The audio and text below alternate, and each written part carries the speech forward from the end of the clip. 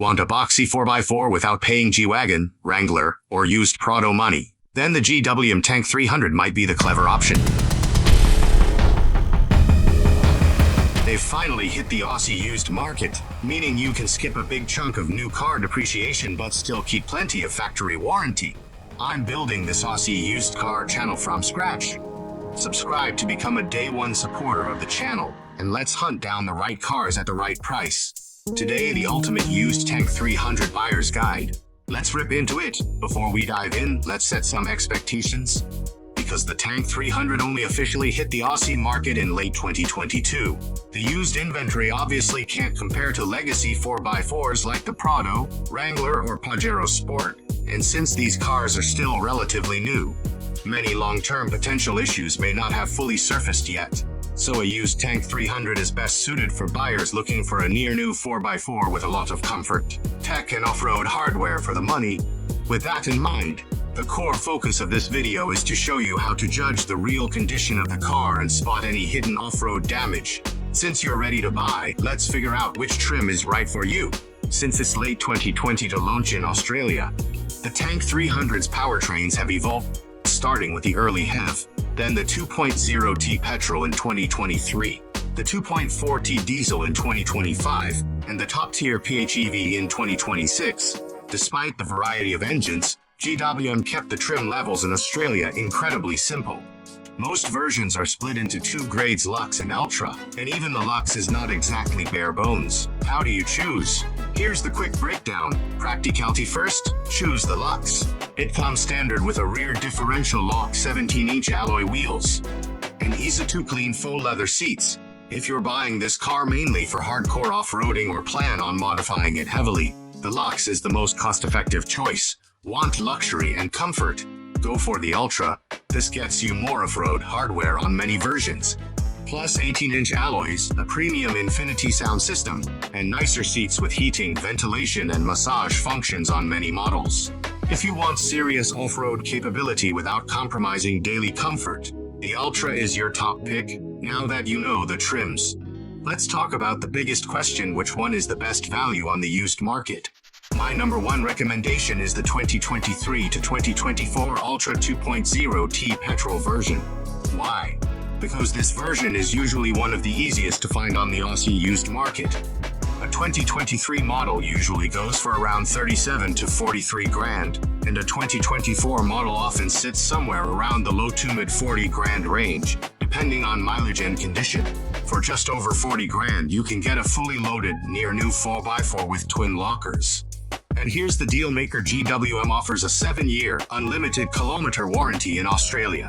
If you buy a 2023 model, you could still have roughly 4 years of factory warranty left, depending on the first registration date. That's real peace of mind.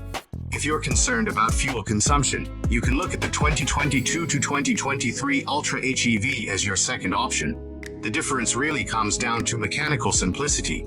The petrol version uses a traditional 8-speed automatic, which is simpler and easier to understand from a long-term ownership point of view, while the hybrid system is more complex and better suited for city use. On the used market, an HEV is usually 2 grand more expensive. The petrol drinks around 12 to 15 liters per 100 kilometers, while the HEV sits closer to 9 to 10 liters per 100 kilometers. So yes, the hybrid can save fuel, but the price gap means it may take years to make that money back. So if most of your driving is in the city, the HEV makes sense. But if you're planning long trips or off-road use, the petrol version is the one I'd personally lean toward for simplicity. However, you need to be aware that this car does have some reported owner issues and factory quirks. You can actually use these as bargaining chips during your test drive. First, the petrol engine is thirsty. The 2.0T petrol version is definitely thirsty around town. If the previous owner had an aggressive driving style, city fuel consumption can easily exceed 15 liters per 100 kilometers. Second, listen for interior rattles and check the infotainment system.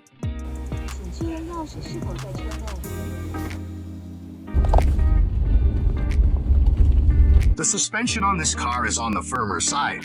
As the kilometers rack up, the sunroof, tailgate, or dashboard can develop squeaks and rattles. Also, during a scorching Aussie summer, the infotainment screen may occasionally lag, freeze, or go black. Third, check for leaks and boost hose issues. Grab a torch and check the intercooler hose connected to the turbo. Some owners and workshops have reported that the factory hose can deform under load, causing a drop in turbo boost pressure and a noticeable loss of power. Also, check the hose connections for any signs of boost leaks, especially if the car feels weak under acceleration. The good news is many owners fix this by upgrading to an aftermarket reinforced intercooler hose. Also, keep a very close eye on the coolant T-piece pipe. Check for corrosion, coolant stains, or any sign of leakage, because coolant loss can lead to high engine tongue and overheating. If you're looking at the HEV hybrid model, pay extra attention to these specific issues. First, low-speed gearbox jerkiness.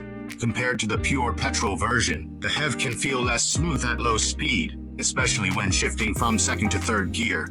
You might also feel a harsh pulling or jerking sensation during hard acceleration and sudden braking. Second, hybrid system stability.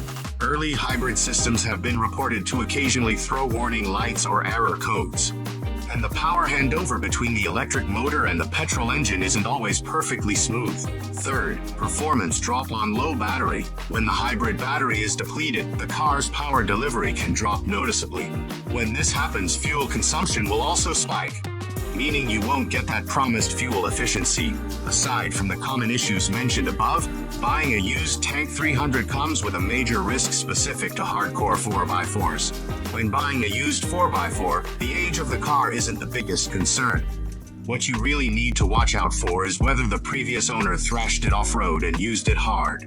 When inspecting the car, I highly recommend getting a comprehensive pre-purchase inspection from a professional third party. At the same time, keep this specific 4x4 inspection checklist in mind. First, structural chassis damage is the top priority.